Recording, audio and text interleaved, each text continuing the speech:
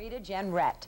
Perhaps you know her as the former wife of ex-Senator John Jenrette, convicted in the Abscam sting, or for her writings about sex, drugs, and hypocrisy in politics in her post-article, Diary of a Mad Congressman's Wife. Or perhaps you know her for her posing in Playboy in a rather daring layout. Rita's a traveler who's been 2 days without luggage. That's right. Same clothes. You feel like you're back on the political trail? I do, actually. It's a little bit like it, It's a little bit like it. It's nice to see you again. It's nice to see you, too. Let's go back and talk about things that kind of to jog everybody's memory. Right. When you met John Jenrette, when you blew in from Texas to work for the Republicans and you had all this enthusiasm and you met this politician, he had a history, divorced by his first wife for adultery.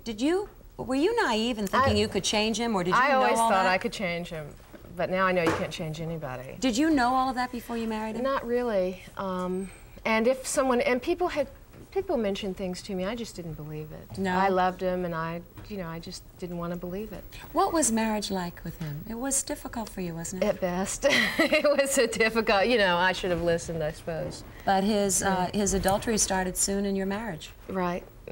Immediately. You talk about your first anniversary. Right. That's right. It was pretty traumatic. What happened on your first anniversary? Well, I had just finished a Clairol shoot I was doing for the Clairesse campaign, and I was feeling very good about myself, etc. And he had been with me at the session, and we were flying back to Myrtle Beach, and I just sensed something. A woman has an intuitive sense about things. When we got to Myrtle Beach, this older woman there was something going on between this older woman and John. I mean, she's in her 60s or so, but she was a major contributor to his campaign. And I just thought, now I sense something. So I said, John, do I sense something? He said, oh, Rita, don't be ridiculous. You knew I was a handsome congressman or something like that when you married me, and women are attracted to me, etc. And so I thought, well, he's right. So I went to bed reading How to Pull Your Own Strings by Wayne Dyer, thinking that it was all me, and I was, jealous or whatever. Woke up about 4 o'clock in the morning, went over to the main house, and there he was, with this woman. So, I was intuitively, in bed with her. Yeah. And I actually lost my mind at that point. I really, just for a moment, I put my hand through a glass and cut a vein. I was bleeding. I was, I thought, oh, this How long is the did you worst stay with John?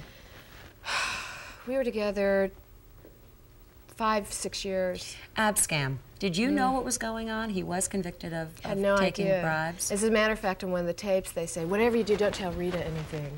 Because the guy that was, this John Stowe guy, kept calling our house, and I said, look, I don't know where you're taking my husband every night, but he's coming home inebriated and all that, and I want to know. And I was about an inch from following them. Just taking it, and I would have done that. But can you see me roaring up to that house in Georgetown? Well, it's interesting. Rita and I were talking before the show, and you made a comment that people don't feel sorry for you. They don't, no. Why? But, maybe that's good. I don't think, being a victim or being... I suppose because I've survived, and there's, and I've gone on with my life, my career, and it's... I'm not, beaten by it all, I suppose. Could it be, though, that people don't feel sorry for you because those that remember Diary of a Mad Congressman's Wife felt that you really tore Washington apart with sex and drugs and all kinds of things? Were you telling the truth then, or were you a woman scorned? I always tell the truth. Really? I always tell the truth, but I regret writing the article or co-authoring it with Kathy Max. I regret that whole episode, really, because it's not relevant. There are so many congressmen and senators who are hard-working and legitimate and do a great job for their constituents, so it's unfair. It really was unfair to stereotype the entire group, because there really are many who are just wonderful. How about Playboy? Any regrets for posing in Playboy? You do things when, you're coming out of a divorce and all these things that go on. Uncharacteristic things. Carrying the Jenrette name. Do you regret having done that? I'm the kind of person that feels that it's, unproductive to dwell on your mistakes. So I think there was a purpose for Playboy in my life. I learned so much about myself and about other people and responses, etc., that I think I'm a better person now as a result of having endured all that onslaught. Did you consciously keep the Jenrette name, Rita? Wish you changed it ever? I may change it, eventually. I'm thinking about that. Has it gotten you somewhere, though? Well, people do, as an actress, and I've been acting since I was 16, so it's not a new endeavor or whatever.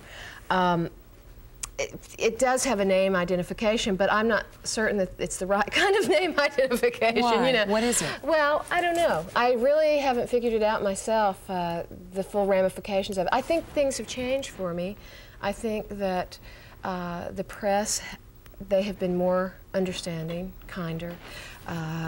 It's a different world for me now. I try not to think about the whole ordeal. I just think of it as a process of growth and evolvement as a human being. You have a new book, and it's called Conglomerate, and the main character is Sydney, and I'd like to quote from this.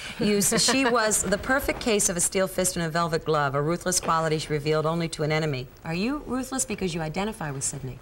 I'm not ruthless, but I'm glad that Sydney is. I'm glad she can be where I'm not. That's the fun part of writing a book. One of the characters is Jennifer Ann Brown, and my little niece's name is Ginger Ann Brown. And then I have like one of Sydney telling Claude Terraille at Le Tour de Jean in Paris, hello from Patrick and at Ma Maison. So there are little things things you can do that are fun in a book. Where do you go from here? I mean, what's next for Rita Jenrette? Who knows?